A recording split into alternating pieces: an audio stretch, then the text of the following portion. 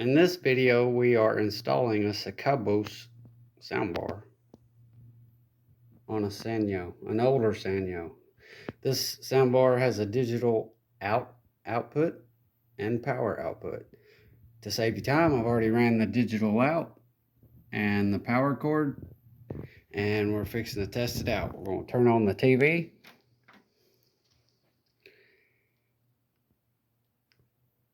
TV's on.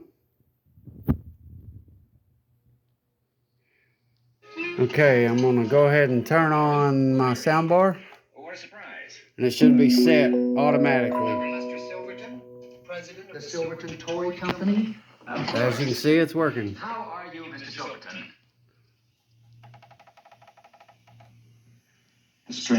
Alright, it's working great, guys. Thanks for watching, and that's a simple way to install a soundbar on an older TV.